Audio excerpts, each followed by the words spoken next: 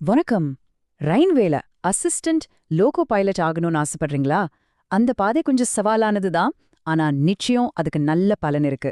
இன்னைக்கு அந்த RRB ALP தேர்வு பத்தின ஒரு முழுமையான அலசல நாம பார்க்க போறோம்.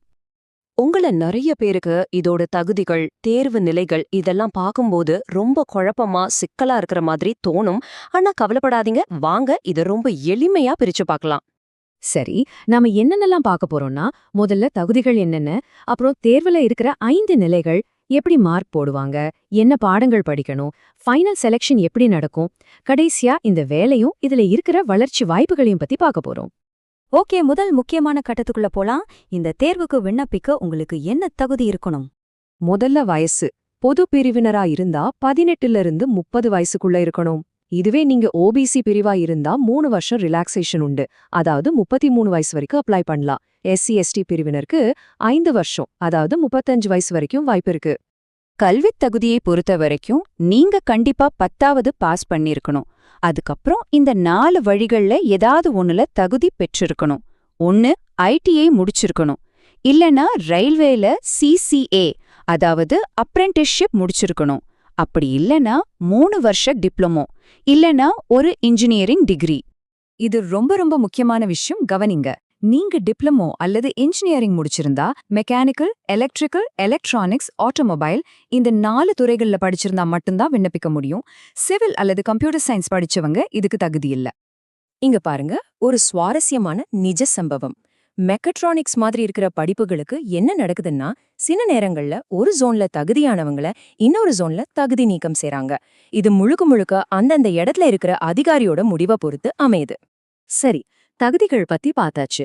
இப்போ தேர்வு முறைக்குள்ள போலாம். இதுல என்னென்ன ஸ்டேஜஸ் இருக்குன்னு பார்க்கலாம். இந்த தேர்வு முறை மொத்தம் 5 கட்டங்களை கொண்ட ஒரு நீண்ட பயணம். முதல்ல CBT-1 ஸ்கிரீனிங் டெஸ்ட், அப்புறம் CBT-2 மெரிட் டெஸ்ட், அதுக்கப்புறம் CBAT ஆப்டிடியூட் டெஸ்ட், அடுத்து டாக்குமெண்ட் வெரிஃபிகேஷன், கடைசியா மெடிக்கல் எக்ஸாம். இது சும்மா ஏதோ ஒரு வேலை கிடையாது. இதுக்கு A1 மெடிக்கல் ஸ்டாண்டர்ட் கட்டாயம் தேவை. இதுதான் ரயில்வேயோட ஹையஸ்ட் மெடிக்கல் ஸ்டாண்டர்ட். ஏன்னா ஒரு லோகோ பைலட்டோட பொறுப்பு அந்த அளவுக்கு அதிகம். இப்போ ரொம்ப முக்கியமான பகுதி. இந்த எழுத்து தேர்வுகள்ல மார்க்ஸ் எப்படி கணக்கிடுறாங்க, என்னென்ன பாடங்கள் இருக்குன்னு விரிவா பாப்போம்.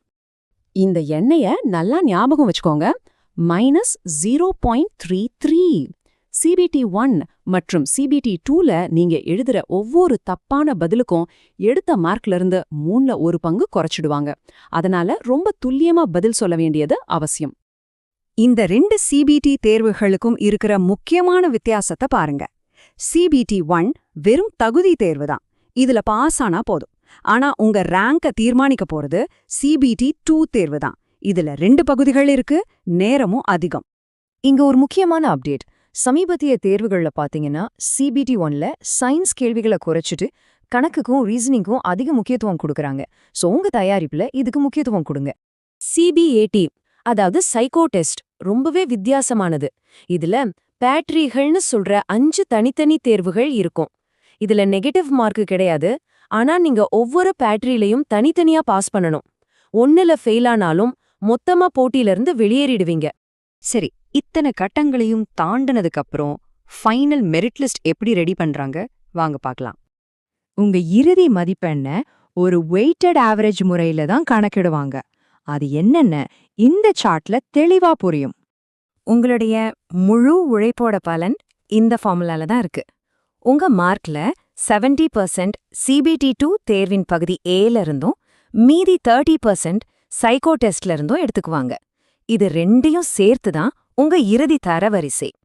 சரி, இவ்ளோ கஷ்டப்பட்டு எதுக்கு இந்த வேலைக்கு போனோம்?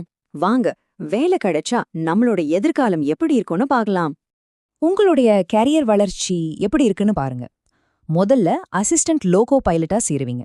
அப்புறம் சீனியர் ஏஎல்பி, அப்புறம் சரக்கு ரயில் ஓட்டுநர், பயணிகள் ரயில் ஓட்டுநர், கடைசியா மேல் அல்லது எக்ஸ்பிரஸ் ரயில் ஓட்டுநர்னு ஒரு தெளிவான சிறப்பான வளர்ச்சி பாதை இது.